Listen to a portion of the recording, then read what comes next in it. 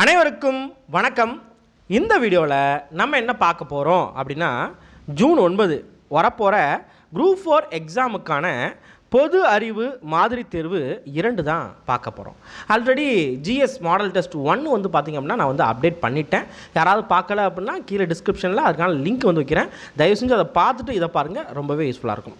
அதே மாதிரி இந்த மாடல் டெஸ்ட் 2க்குரிய கொஸ்டின் பேப்பரையும் நான் வந்து நம்ம டெலகிராம் சேனலில் நான் வந்து அப்டேட் பண்ணிட்டேன்.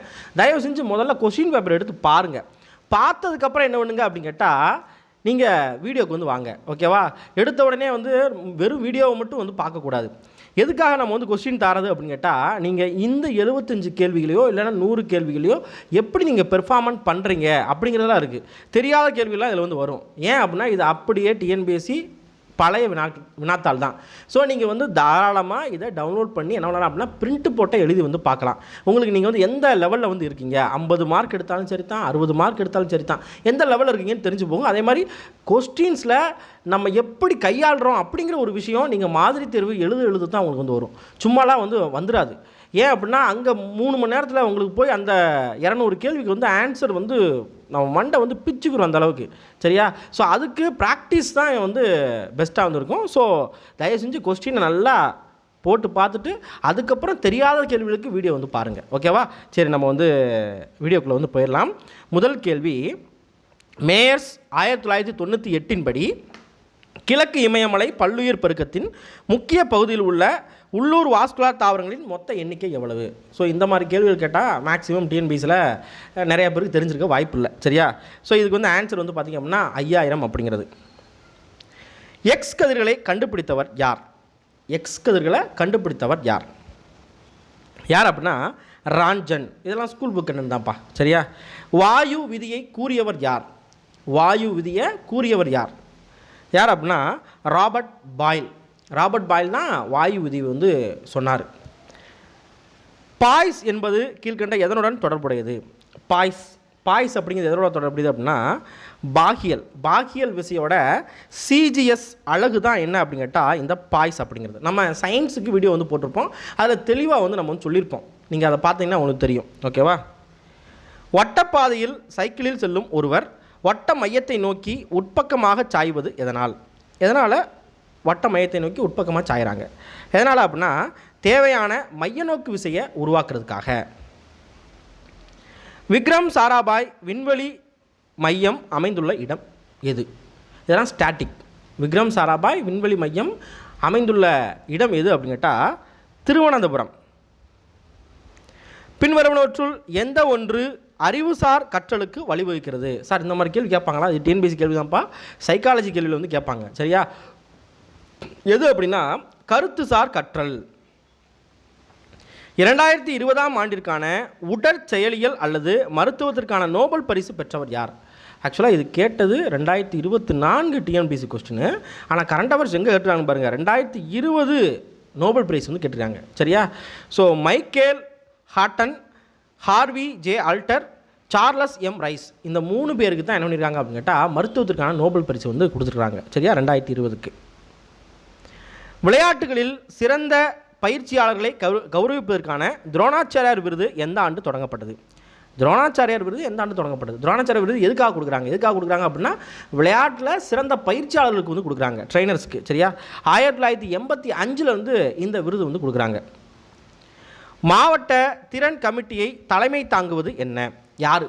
மாவட்ட திறன் கமிட்டி, அதாவது டிஸ்ட்ரிக்ட் ஸ்கில் கமிட்டி அப்படின்னு சொல்லுவாங்க. இதை தலைமை தாங்கிறது யார் அப்படின்னா கலெக்டர், மாவட்ட ஆட்சியர். தொற்று நோய்க்கு பிந்தைய உலகத்திற்கான 10 பாடங்கள் என்ற புத்தகத்தின் ஆசிரியர் யார்? 10 lessons for a post pandemic world. இந்த புத்தகத்தோட ஆசிரியர் யார்? இந்த புத்தகத்தோட ஆசிரியர் யார் அப்படின்னா பிரீத் ஜஹாரியா. மார்ச் 2021 சூயஸ் கால்வாயில் சிக்கியிருந்து மாபெரும் கொள்கலனுடைய சரக்கு கப்பலை பெயரிடுக. அதாவது 2021 மிகப்பெரிய அளவில் வந்து பேசப்பட்டுச்சு. சூயஸ் கால்வாயில் இந்த கப்பல் வந்து சிக்கிருச்சு, சரியா? நியூஸ் பேப்பர் பார்த்தவங்களா இருக்கட்டும், இல்லை அப்படின்னா நியூஸ் பார்த்தவங்களா இருக்கட்டும், கண்டிப்பாக அந்த கப்பலை வந்து பார்த்துருப்பாங்க, சிக்கன அந்த கப்பலை. அதில் பேர் கூட நல்லா பெருசாக கொட்டை எழுத்தில் வந்து போட்டிருப்பாங்க, சரியா? என்ன பேர் அப்படின்னா எவர் கிவன் அப்படிங்கிறது. கீழ்கண்டவற்றில் எது கவர்னரின் அதிகாரம் இல்லை? அதாவது ஆளுநரோட அதிகாரம் எது இல்லை அப்படின்னு கேட்குறாங்க. மொதல் ஆப்ஷன் வந்து பாருங்கள், ராஜதந்திரம் மற்றும் இராணுவ அதிகாரங்கள். ஆக்சுவலாக ராஜதந்திரம் இராணுவ அதிகாரங்கள் இதெல்லாம் யார்கிட்ட இருக்கும்? குடியரசுத் தலைவர்கிட்ட இருக்கும். சரியா? ஆளுநருக்கும் இதுக்கும் சம்மந்தமே வந்து கிடையாது. ஸோ முதல் கூற்றே வந்து அதிகாரம் கிடையாது. ஸோ ஆன்சர் இதுதான், ஆப்ஷன் ஏ தான். அடுத்து வந்து பாருங்கள், மாநில அரசு தலைமை வழக்குரைஞரை நியமனம் செய்தல். இது வந்து நம்ம ஆளுநர் தான் நியமனம் செய்வார். சரியா? அட்வொகேட் ஜெனரல் அப்படின்னு சொல்லுவாங்க, அவங்க வந்து நியமனம் பண்ணுறது இவர் தான். சட்டசபைகளை கலைத்தல் ஆளுநர் தான். மாநிலத்திற்குள் தண்டனையை மறுபரிசீலனை செய்தல் ஆளுநர் செய்வார். ஓகேவா? அப்போ ஆன்சர் என்ன அப்படின்னா ராஜதந்திரம் மற்றும் இராணுவ அதிகாரங்கள் தான் ஆன்சர். இந்திய பிரதம மந்திரி டாக்டர் மன்மோகன் சிங் எந்த நதியை இந்தியாவின் தேசிய நதியாக நவம்பர் 4, 2008 அறிவித்தார்? 2008 தேசிய நதியாக எந்த நதியை அறிவித்தாங்க அப்படின்னு கேட்டால் கங்கை நதியை அறிவித்தாங்க. கங்கை நதி தான் இந்தியாவோட தேசிய நதி. 10th ஜாகிரபியில் அழகாக வந்து கொடுத்துருப்பாங்க. சரியா? கங்கை நதி பொறுத்த வரைக்கும் என்ன அப்படின்னு கேட்டால் இதோட நீளம் 25, அதாவது 2525 கிலோமீட்டர் நீளம் கொண்டது. சரியா? அது மாதிரி கங்கை எங்கே உற்பத்தி ஆகுது அப்படின்னா உத்தரகாண்ட் மாநிலத்தில் உத்தரகாசி மாவட்டத்தில் கங்கோத்திரி பனியாற்றில் பாகிரதி அப்படிங்கிற ஒரு பேரில் வந்து உற்பத்தி ஆகும். ஓகேவா? இமயமலை ஆறில் கங்கை வரும். ஓகேவா? ஓகே. தேசிய ஜல்ஜீவன் இயக்கத்தின் இயக்குனர் யார்? ஜல்ஜீவன் இயக்கத்தின் இயக்குனர், இது கரண்ட் அவர்ஸ். சரியா? மனோஜ்குமார் ஷாஹூ. கீழ்கண்டவற்றுள் நீர் போக்குவரத்து செழித்து காணப்படாத மாநிலம் எது? நீர் போக்குவரத்து செழித்து, கேள்வி நல்லா பார்க்கணும், செழித்து காணப்படாத மாநிலம் அப்படின்னு கேட்குறாங்க. பாருங்களேன், மேற்கு வங்காளத்தில் நீர் போக்குவரத்து நல்லா இருக்கும். சரியா? நீர் போக்குவரத்து நல்லாயிருக்கும். ஆந்திராலையும் நல்லாயிருக்கும், ஆறுகள் இருக்குது. அஸ்ஸாம்லேயும் நல்லாயிருக்கும். ராஜஸ்தானில் வந்து பார்த்திங்க அப்படின்னா புறம் பாலைவனம். சரியா? ஸோ பாலைவனம் இருக்கிறனால அங்கே நீர் போக்குவரத்து வந்து பார்த்திங்கன்னா கண்டிப்பாக இருக்காது. ஸோ ஆப்ஷன் சி அப்படிங்கிறது தான் இங்கே வந்து சரியான விடை. இதெல்லாம் லட்டு கொஸ்டின். ஓகேவா? இந்தியாவில் எந்த வகையான மனித இனத்தினருக்கு தடித்த உதடுகள் காணப்படுகிறது? இந்தியாவில் எந்த வகையான மனித இனத்திற்கு தடித்த உதடுகள் காணப்படுது? ஸோ தடித்த உதடுகள் யாருக்கு காணப்படுது அப்படின்னா புரோட்டா ஆஸ்ட்ரோலாய்டு. சரி, இதை இப்போ ஞாபகம் வச்சுக்கோங்க. புரோட்டா வந்து பார்த்திங்க அப்படின்னா அது எப்படி இருக்கும்? நீங்கள் பார்த்துருக்கீங்களா? நல்லா தட்டுமனாக வந்துருக்குமா? புரோட்டா பார்க்குறதுக்கு எப்படி இருக்கும்? தடிமனாக வந்துருக்கும். ஸோ அப்படியே வந்து ஞாபகம் வச்சுக்கோங்க. ஓகேவா? பிலாஸ்பூர் டேஷ் மண்டல ரயில்வேயின் தலைமையகம். பிலாஸ்பூர் அப்படிங்கிறது எந்த மண்டல ரயில்வேயின் தலைமையகம்? எந்த மண்டல ரயில்வேயின் தலைமையகம் அப்படின்னா தென்கிழக்கு மத்திய ரயில்வே. 10th ஜாகிரபியில் வந்து இருக்குது. சரியா? போக்குவரத்தில் வந்து இருக்கும், ரயில்வே பற்றி இருக்கும். ஸோ ஒரு 17 ரயில்வே மண்டலங்கள் வந்து கொடுத்துருப்பாங்க.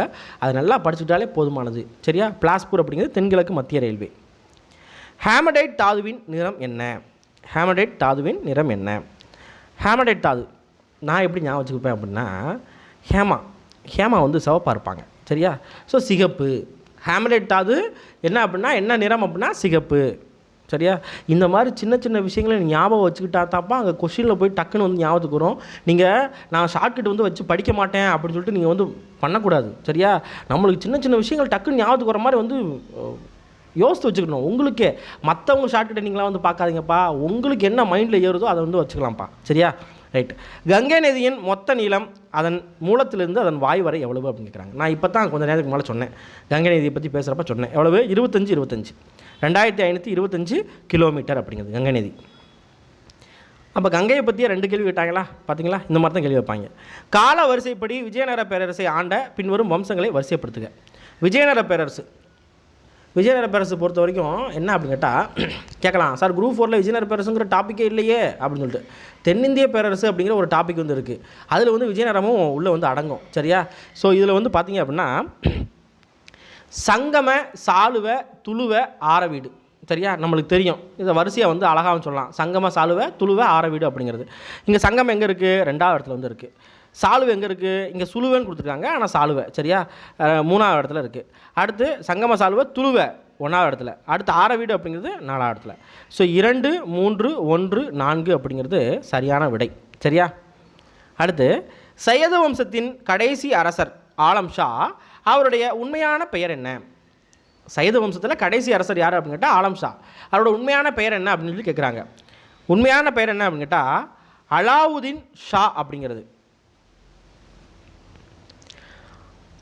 அடுத்ததாக ராஜேந்திர சோழனின் இலங்கை படையெடுப்பு பற்றிய செய்திகளை எந்த செப்பேடுகள் மூலம் அறியலாம்? ராஜேந்திர சோழன் இருக்கார் இல்லையா, அதாவது ராஜராஜ சோழனோட பையன் ராஜேந்திர சோழன். அவரோட இலங்கை படையெடுப்பை பற்றி எந்த செப்பேடுகள் மூலமாக அறியலாம் அப்படின்னா கரந்தை செப்பேடுகள் மூலமாக அறியலாம். சிவாஜி யாரிடமிருந்து சிங்கஹாட் கோட்டையை கைப்பற்றினார்? சிவாஜி யார்கிட்டருந்து சிங்கஹாட் கோட்டையை கைப்பற்றினார். சரியா, சிவாஜிக்கும் யாருக்கும் சண்டை வந்துகிட்டே இருக்கும். சிவாஜிக்கும் அதாவது மராத்தியருக்கும் யாருக்கும் ஆகாது.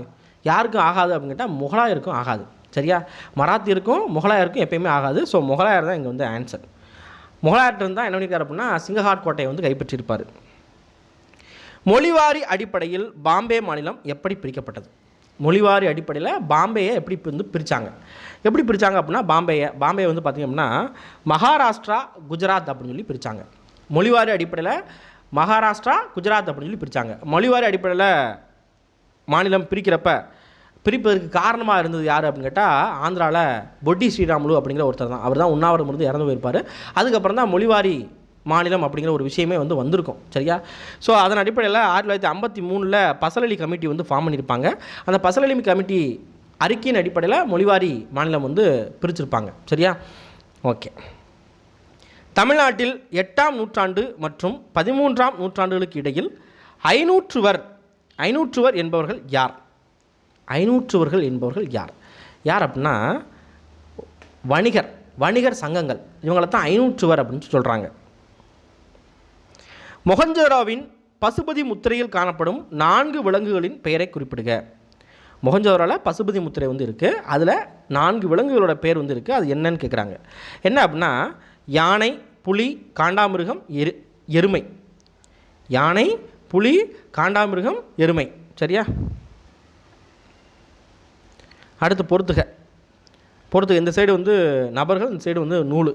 கங்காதேவி நம்மளுக்கு தெரியும், அவங்க என்ன அப்படின்னா மதுரா விஜயம் அப்படிங்கிற ஒரு நூலை வந்து எழுதியிருக்கிறாங்க. ஸோ ஃபஸ்ட்டு இது 2வது. அடுத்து திருமலம்பா, இவங்க வந்து பார்த்திங்கன்னா வரதாம்பிகா பரிணயம் எழுதியிருக்கிறாங்க. சமரசர் வந்து பார்த்திங்க அப்படின்னா பிரபுலிங்க லீலை. கதைதாசர் ஹரி பக்தி சாரம். ஸோ 2, 1, 3, 4 அப்படிங்கிறது தான் சரியான விடை. விரைவு நீதிமன்றங்கள் டேஷ் பரிந்துரையின் பேரில் ஏற்படுத்தப்பட்டிருக்கிறது. ஸோ இந்த விரைவு நீதிமன்றங்கள் எதன் பரிந்துரையின் அடிப்படையில் ஏற்படுத்தப்பட்டிருக்குதுன்னு கேட்குறாங்க.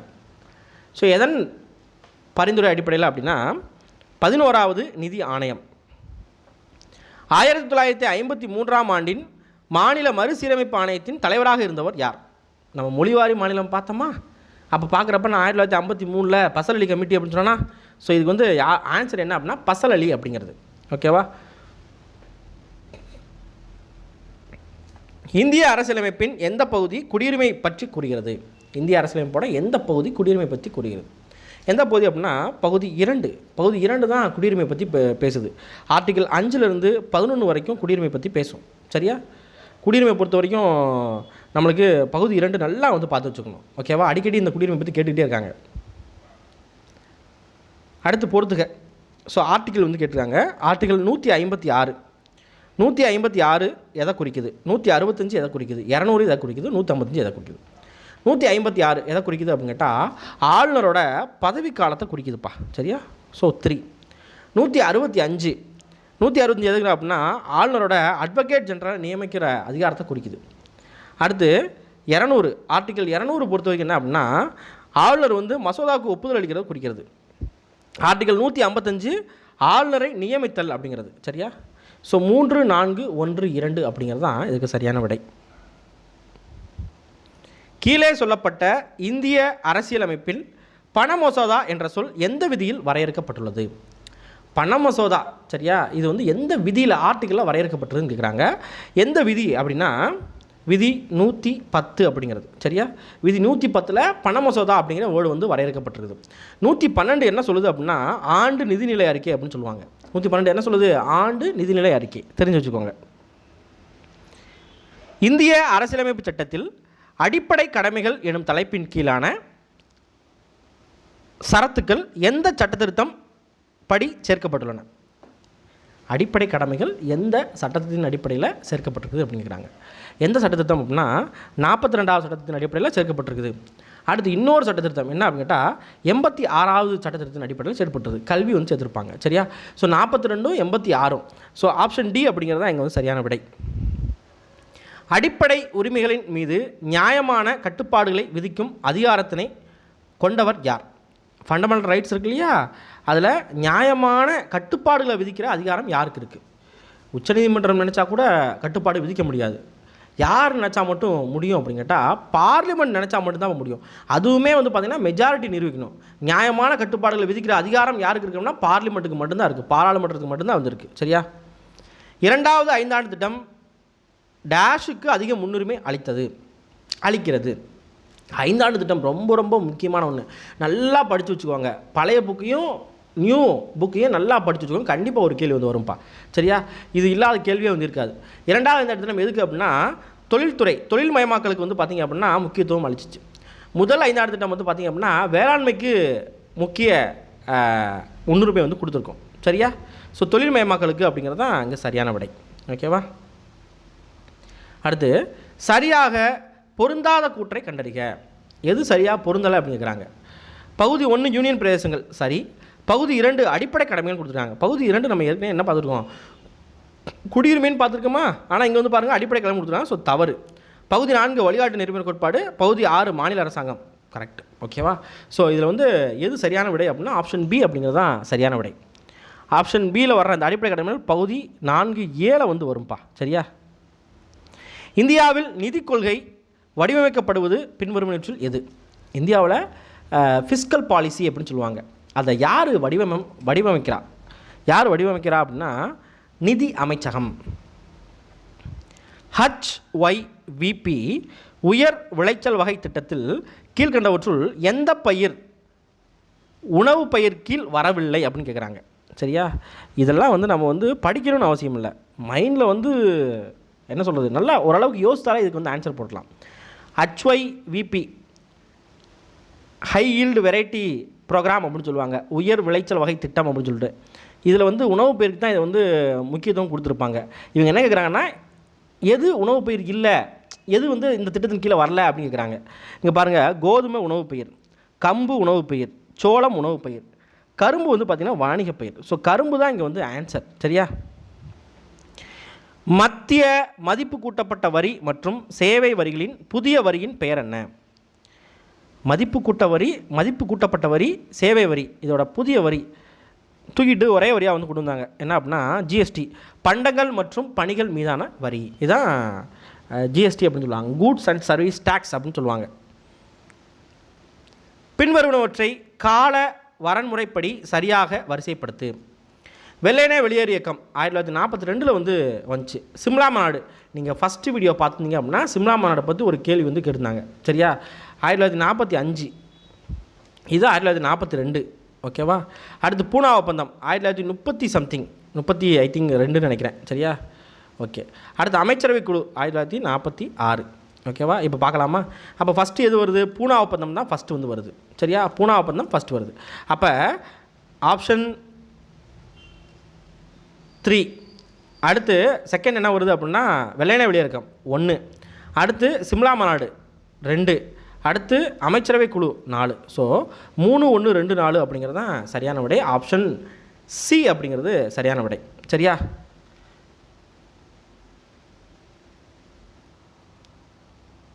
ஸோ அடுத்ததாக இந்திய திட்டமிடல் ஆணையத்தின் தலைவர் யார்? இந்திய திட்டமிடல் ஆணையத்தோட தலைவர் யார்? இதெல்லாம் லட்டு கொஸ்டின். சரியா? திட்டமிடல் ஆணையத்தோட தலைவர் யார் அப்படின்னா எப்போதுமே பிரதம மந்திரி தான். மக்கள் பங்கேற்பு சார்ந்த திட்டமிடல் எந்த ஐந்தாண்டு திட்டத்தில் முதல்நிலைப்படுத்தப்பட்டது? மக்கள் பங்கேற்பு சார்ந்த திட்டமிடல் எந்த ஐந்தாண்டு திட்டத்தில் முதல்நிலைப்படுத்தப்பட்டது? பாருங்கள், ஐந்தாண்டு திட்டத்தில் 2 கேள்வி வந்து கேட்டாங்க. இந்த திட்டமிடலும் வந்து பார்த்திங்க அப்படின்னா ஐந்தாண்டு திட்டத்தில் தான் வரும். அப்போ 3 கேள்வி வந்து பார்த்திங்க அப்படின்னா ஐந்தாண்டு திட்டத்தில் மட்டுமே வந்து கேட்டிருக்காங்க. சரியா? ஸோ இது வந்து 9ஆம் ஐந்தாண்டு திட்டத்தின் கீழே வந்து வரும். ஆப்ஷன் டி அப்படிங்கிறது சரியான விடை. அகில இந்திய மாநில இடதுசாரிகளின் மக்கள் மாநாடு எந்த ஆண்டு நடைபெற்றது? அகில இந்திய மாநில இடதுசாரிகளோட மக்கள் மாநாடு 1936. நேரு டெல்லி உடன்படிக்கையை லியாகத் அலிகானுடன் கையெழுத்திட்ட தேதி எப்போது? நேரு டெல்லி உடன்படிக்கையை லியாகத் அலிகானோட கையெழுத்திட்ட தேதி, டெல்லி உடன்படிக்கை எப்போ அப்படின்னா 1950 ஏப்ரல் 8 அப்படிங்கிறது. 1940 தனிநபர் சத்தியாகிரகம் செய்த முதல் சத்தியாகிரகி யார்? 1940 யார் வருவாங்க அப்படின்னா வினோபா பாவே. ஸோ வினோபா பாவே தான் 1940 தனிநபர் சத்தியாகிரகம் செய்த முதல் நபர் அப்படின்னு சொல்லலாம். ஓகேவா? சுதேசி நீராவி கப்பல் கம்பெனி பதிவு செய்யப்பட்ட நாள். சுதேசி நீராவி கப்பல் கம்பெனி எப்போது பதிவு செஞ்சாங்க? யார்? வஉசி வந்து தொடங்கினார். சரியா? இவர் வந்து எப்போ பதிவு செஞ்சாங்க அப்படின்னா அக்டோபர் 16, 1906 வந்து பார்த்திங்க அப்படின்னா பதிவு செஞ்சாங்க. டேஷ் தேஷ்பந்து சித்தரஞ்சன் தாஸின் தீவிர கூட்டாளி மற்றும் தேசிய கல்லூரியின் முதல்வராக பணியாற்றியவர். யார்? தேசபந்து சித்தரஞ்சனோட தீவிர கூட்டாளியாக வந்து இருந்தாங்க. தேசிய கல்லூரியோட முதல்வராக வந்து வேலை பார்த்தாங்க. யார் அப்படின்னா நேதாஜி சுபாஷ் சந்திர போஸ். சரியான வாக்கியத்தை கண்டறிக. 1857 கழகத்தை நிறையா பேர் நிறையா விஷயமாக சொல்லியிருப்பாங்க. அதில் எந்த கூற்று சரின்னு கேட்டிருக்காங்க. இதில் வந்து பார்த்திங்க அப்படின்னா 2வது கூற்று மட்டும்தான் சரி. அதாவது வீர சவார்கர் இதை இந்திய தேசிய சுதந்திர போர் அப்படின்னு சொல்லி பெயரிட்டார் அப்படிங்கிறது மட்டும்தான் கரெக்டு. மற்ற எல்லாமே வந்து பார்த்திங்க அப்படின்னா தவறு. பின் வருபவர்களில் யார் 1890 இந்திய சமுதாய சீர்திருத்தவாதியை தொடங்கியவர்? யார் அப்படின்னா KN நடராஜன். பொறுத்துக. இந்த சைடு வந்து பார்த்திங்க அப்படின்னா நிலம். குறிஞ்சிக்கு வந்து என்ன தொழில்? குறிஞ்சிக்கு வேட்டையாடல். பாலைக்கு வந்து பார்த்திங்க அப்படின்னா சூறையாடல், களவாடுறது. முல்லை வந்து பார்த்திங்க அப்படின்னா காளை தழுவல். மருதம் களை எடுத்தல். ஸோ 4, 1, 3, 2 அப்படிங்கிறது சரியான விடை. பிரபந்த மாலை என்று சிறப்பிக்கப்படும் இலக்கியம் எது? பிரபந்த மாலை அப்படின்னு சொல்லிட்டு சிறப்பிக்கப்படுற இலக்கியம் எது அப்படின்னா 11ஆம் திருமுறை தான் பிரபந்த மாலை அப்படின்னு சொல்லி சொல்கிறாங்க. சரியா? 12 திருமுறைகள் இருக்கு. அதில் 11ஆம் திருமுறையை பிரபந்த மாலை அப்படின்னு சொல்கிறாங்க. CN அண்ணாதுரையின் எந்த புத்தகம் 1950ஆம் ஆண்டு தடை செய்யப்பட்டது? அண்ணாதுரையோட ஒரு புத்தகம் தடை செஞ்சாங்க. எந்த ஆண்டு அப்படின்னா 1950. ஆரிய மாயை அப்படிங்கிற ஒரு புத்தகம் தான் தடை செஞ்சாங்க. விடுதலை எல்லாம் கிளர்ச்சியால் வெல்லும், விடுதலை வேட்கை வெறியொண்ட வீரன் என பாரதிதாசனை புகழ்ந்து பாடியவர் யார்? புகழ்ந்து பாடியவர் யார் அப்படின்னா நாமக்கல் கவிஞர் வே. ராமலிங்க பிள்ளை தான் புகழ்ந்து பாடியிருக்கிறாரு. ஈ.வே. ரா. பெரியார் எப்போது திராவிட நாடு கோரிக்கையை முன்வைத்தார்? பெரியார் எப்போ திராவிட நாடு அப்படிங்கிற கோரிக்கையை வந்து முன்வைக்கிறார்? எப்போ முன்வைக்கிறார் அப்படின்னா 1939 முன்வைக்கிறார். பிராமணர் அல்லாதோர் பிரகடனம் வெளியிடப்பட்ட ஆண்டு. பிராமணர் அல்லாதோர் பிரகடனம் எப்போ வெளியிட்டாங்க அப்படின்னா இதெல்லாம் லட்டு கொஸ்டின். சரியா? 1916. 1944 சேலத்தில் நடைபெற்ற நீதி கட்சி மாநாட்டை தலைமை தாங்கி நடத்தியவர் யார்? தலைமை நீதிபதி இல்லை, தலைமை தாங்கி நடத்தியவர் யார்? சரியா? 1944. யார் அப்படின்னா ஈ.வே. ராமசாமி. ஆதிச்சநல்லூர் தாளிகள் புதைத்த இடத்தை கண்டுபிடித்தவர் யார்? ஆதிச்சநல்லூர் தாளிகள் புதைத்த இடம்ல புதைந்த இடத்தை கண்டுபிடிச்சவர் யார்? யார் அப்படின்னா ஜகோர். டேஷ் டேஷ் இவை இரண்டும் மன்னவன் கண் அப்படிங்கிற மாதிரி திருவள்ளுவர் சொல்கிறார். எது 2? ஒற்று நீதி நூல். சரியா? ஒற்றும் நீதி நூலும் என்ன அப்படின்னா மன்னவனுக்கு 2 கண் போன்றது அப்படின்னு சொல்கிறாரு. கனி இருப்ப காய் கவர்ந்தற்று என திருக்குறள் எதனை கூறுகின்றது? பாருங்கள், இந்த திருக்குறள் அடிக்கடி கேட்டுகிட்டே இருப்பாங்க. இனிய உளவாக இன்னாத குறள் கனி இருப்ப காய் கவர்ந்தற்று. So option C. பதிற்றுப்பத்தில் சிறப்பிக்கப்படும் மன்னவர். பதிற்றுப்பத்து யாரை பற்றி சொல்லுது? 10 சேர அரசர்கள். ஸோ சேரர். வேங்கையின் மைந்தன் புதினத்தின் ஆசிரியர் யார்? வேங்கையின் மைந்தன் புதினத்தோட ஆசிரியர் அகிலன். ஆதியும் அந்தமும் இல்லா அருட்பெரும் ஜோதி அப்படின்னு சொல்லி வரும். இந்த பாடலடி இடம்பெற்ற நூல் என்ன அப்படின்னா திருவெம்பாவை. அடுத்து கூற்று. திருக்குறளானது இல்லறத்தையும் மகளிரின் கற்புத்திறத்தையும் சிறப்பித்து பேசுகின்றது. பேசுதா? ஆமாம், பேசுது. இப்பண்புகள் மனு தர்மத்துக்கு புறம்பானவையா? ஆமாம், புறம்பானவை. ஸோ கூற்று சரி, காரணமும் சரி. பொறாமை, ஆசை, சினம், கடுஞ்சொல் ஆகியவற்றுக்கு இடங்கொடுக்காமல் வாழ்வதே சிறந்தது என்று திருவள்ளுவர் எந்த அதிகாரத்தில் குறிப்பிடுகிறார்? எந்த அதிகாரத்தில் குறிப்பிடுகிறார் அப்படின்னா பாருங்கள், நம்ம திருக்குறளில் வந்து பார்த்திங்க அப்படின்னா நம்மளுக்கு தமிழில் வந்து 25 அதிகாரம் தான் கொடுத்துருப்பாங்க. அந்த 25 அதிகாரத்தில் இந்த அதிகாரம் தான் நம்மளுக்கு வந்து பார்த்த அதிகாரமாக இருக்கும், அரண் வலியுறுத்தல் அப்படிங்கிறது. ஸோ நம்ம வந்து கண்ணை மூட்டி என்ன பண்ணலாம், அரண் வலியுறுத்தல் அப்படின்னு சொல்லி போடலாம். ஸோ ஆப்ஷன் டி அப்படிங்கிறது தான் இங்கே வந்து சரியான விடை. புலம்பெயர்ந்தோர் பதிவில் முன்னிலை வகிக்கும் மாவட்டம் எது? புலம்பெயர்ந்தோர்னால் இங்கேருந்து அங்கே போய் செட்டில் ஆகிறது. சரியா? நம்ம தமிழ்நாட்டில் எங்கே அதிகமாக செட்டில் ஆவாங்க? மேக்ஸிமம் எங்கே சென்னைக்கு தான் வந்து போவாங்க. ஸோ சென்னை தான் வந்து சரியான விடை. உலகளாவிய மனித உரிமை பிரகடனத்தில் கல்வி அடிப்படை உரிமை விதி என்ன விதி அப்படின்னா ஆர்டிகல் 26. நம்ம 26 வந்து கிடையாது. சரியா? ஃபண்டமெண்டல் ரைட்ஸில் 26 வந்து வரும், அது வந்து கிடையாது. ஓகேவா? இது வந்து பார்த்திங்கன்னா உலகளாவிய மனித உரிமை பிரகடனத்தில் இந்த விதியும் நம்ம உள்ள விதியும் நம்ம அரசியலமைப்பு விதியும் ஒன்று வந்து கிடையாது. சரியா? இது மனித உரிமை விதி. நீடித்த வளர்ச்சிக்கான இலக்குகளின் செயற்பாடுகளை கண்காணிப்பதற்கான முதன்மை நிறுவனம் எது? வளர்ச்சி இலக்குகள் வந்துட்டாலே நிதி ஆயோக் தான். National institution for transforming India அப்படிங்கிறது தான் நிதி ஆயோக். ஓகேவா? தமிழ்நாட்டில் அமைக்கப்பட்ட முதல் பெருநிறுவன மருத்துவமனை எது? தமிழ்நாட்டில் அமைக்கப்பட்ட முதல் பெருநிறுவன மருத்துவமனை நம்மளுக்கு தெரிஞ்சதெல்லாம் எது? ஒரே ஒரு மருத்துவமனை தான் தெரியும். அப்படியே போட்டாலும் ஆன்சர் தான் வரும், அப்போலோ மருத்துவமனை. அப்போலோ மருத்துவமனை தான் தமிழ்நாட்டில் அமைக்கப்பட்ட முதல் பெருநிறுவன மருத்துவமனை. எந்த ஆண்டில் தாழ்த்தப்பட்ட சாதிகள் மற்றும் பழங்குடியினருக்கான ஆணையம் பட்டியல் பழங்குடியினருக்கான தேசிய ஆணையமாக மறுபெயரிடப்பட்டது? ஸோ மறுபெயர் எப்போ வந்து வச்சாங்க அப்படின்னு கேட்குறாங்க. எந்த வருஷம் அப்படின்னா 1987. NH-44 தமிழ்நாட்டின் மிக நீளமான நெடுஞ்சாலை ஆகும். இது ஓசூரில் இருந்து டேஷ் வரை செல்கிறது. NH-44 ஓசூர்லேருந்து எங்கே வரப்போகுதுன்னு கேட்குறாங்க. நம்மளுக்கு லாஸ்ட் எங்கே இருக்குது? கன்னியாகுமரி தானே. ஸோ கன்னியாகுமரி. பிரிட்டிஷ் அரசாங்கம் மறைமுகமாக இந்தியர்களின் முன்னேற்றத்திற்கு உதவியது அவை ஆவண என்னன்னு கேட்குறாங்க. ஒரு 4 கூற்று வந்து கொடுத்துருக்காங்க. 4 கூற்று என்னென்னு பார்க்கலாமா? பாடசாலைகளை நாடு எங்கிலும் நிறுவியதன் மூலம். பாருங்கள், பிரிட்டிஷ்காரன் நம்மளுக்கு வந்து மறைமுகமாக உதவி இருக்காங்க, ஹெல்ப் பண்ணியிருக்காங்க, கண்டிப்பாக ஹெல்ப் பண்ணியிருக்காங்க. சரியா? அதுக்கு முக்கிய காரணம் கல்வி கொடுத்தது. சரியா? ஆமாம். அப்போ ஃபஸ்ட்டு கூற்று வந்து வரும். அடுத்து புதிய தொழிற்சாலைகளை அமைத்ததன் மூலம். தொழிற்சாலைகளை அமைக்கிறான் அப்படின்னா நம்மளுக்கு வேலைவாய்ப்பு வந்து அவ்வளோவா வந்து கொடுக்க மாட்டான், அடிமை மாதிரி தான் வந்து நடத்திக்கிட்டு இருந்தான். அதனால் தொழிற்சாலைகள் மூலமாக நம்மளோட முன்னேற்றம் இருந்தால் அப்படின்னு கேட்டால் கண்டிப்பாக வந்து கிடையாது. ஸோ 2வது கூற்று வந்து வராது. அடுத்து புதிய தேவாலயங்களை நிறுவியதன் மூலம். ஆமாம், தேவாலயங்களை நிறுவி அங்கே பரப்புவாங்க, அதன் மூலமாக கல்வியும் என்ன பண்ணுவோம் அப்படின்னா பரப்புவாங்க. ஸோ இதுவும் ஒரு வகையில் வந்து நம்மளுக்கு உதவும். ஓகேவா? அடுத்து போக்குவரத்து வசதி செய்ததன் மூலமாக. ஆமாம், போக்குவரத்து செய்ததன் மூலமாக நம்ம மக்கள் வந்து முன்னேறினாங்க. ஸோ ஒன்று. அடுத்து வந்து பார்த்திங்க அப்படின்னா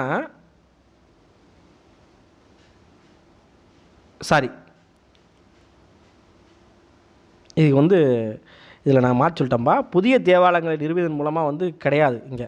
சரியா? இப்போ 1, 2, 4 தான்ப்பா இங்கே வந்து சரியான ஆன்சர். பாடசாலைகளை நிறுவியதன் மூலம், புதிய தொழிற்சாலைகளை அமைத்ததன் மூலம், போக்குவரத்து வசதி செய்வதன் மூலம். நான் மாற்றி சொல்லிட்டேன். ஓகேவா? ஸோ 3வது கூற்று வந்து இங்கே வந்து வராது. 1, 2, 4 மட்டும்தான் இங்கே வந்து வரும். ஓகேவா? சரி. அடுத்து சுயமரியாதை திருமணங்களில் தாலி தடை செய்யப்பட்டுள்ளது. சுயமரியாதை திருமணம் தாலி தடை செய்யப்பட்டிருக்குதா? ஆமாம், தடை செய்யப்பட்டிருக்குது. தடை செய்யப்பட்டிருக்குன்னா அவங்க தாலி கட்ட மாட்டாங்க, ஜஸ்ட்டு மாலை மட்டும் மாற்றிக்கிடுவாங்க. ஓகேவா? அடுத்து தாலி என்பது ஆணுக்கு பெண்ணிய அடிமைத்தனத்தின் கொடூர சின்னமாக பார்க்கப்பட்டது. ஆமாம், சுயமரியாதை அப்படி தான் வந்து பார்ப்பாங்க. அதனால தான் தாலி வந்து என்ன பண்ண மாட்டாங்கன்னா கட்ட மாட்டாங்க. ஓகேவா? எதுக்கு அதை ஒரு கயிறு மாதிரி கட்டிக்கிட்டு அப்படிங்கிற மாதிரி வந்து பண்ண மாட்டாங்க.